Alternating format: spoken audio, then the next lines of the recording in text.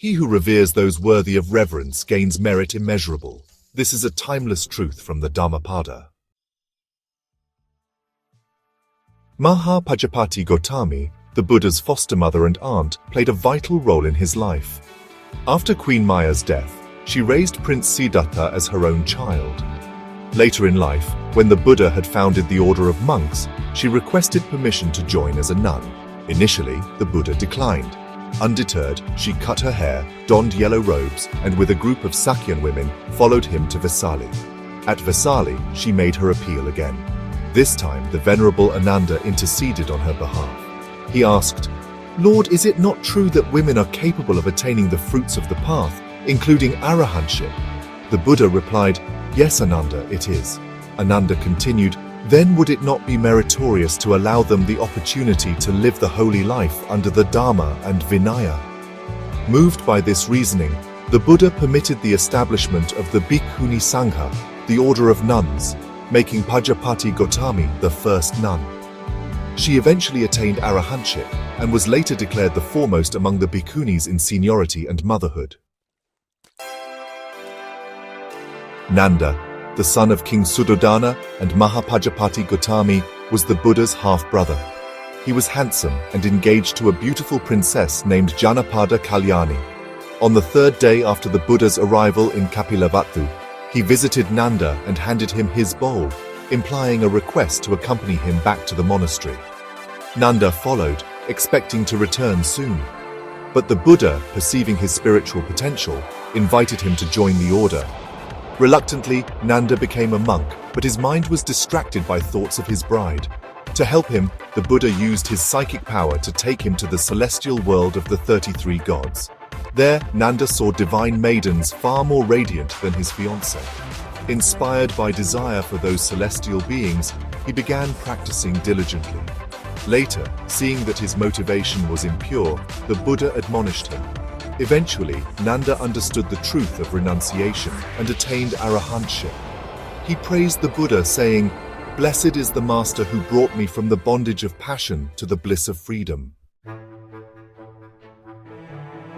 Devadatta, another cousin of the Buddha, was intelligent and ambitious but lacked pure intention.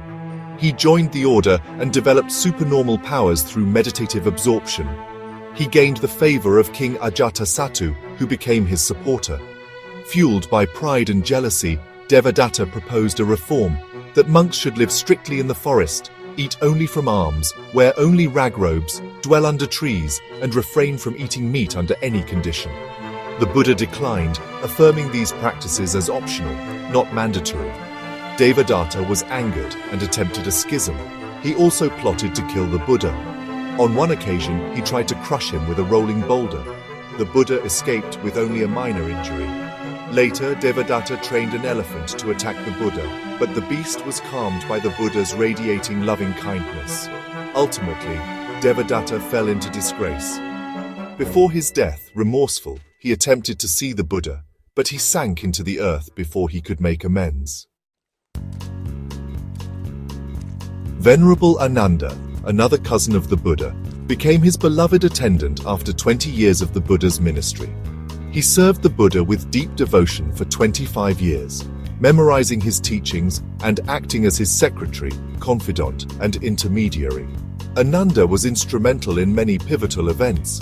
He persuaded the Buddha to permit the founding of the Bhikkhuni order.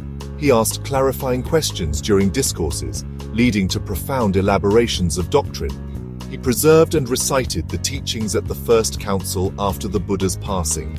Despite his intimate access, Ananda did not attain arahantship during the Buddha's life. However, on the eve of the first council, he attained enlightenment.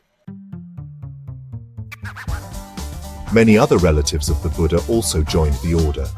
Anuruddha, one of the Buddha's cousins, became foremost in the divine eye, or clairvoyance. Mahanama, a Sakyan prince and early lay follower, supported the Sangha materially.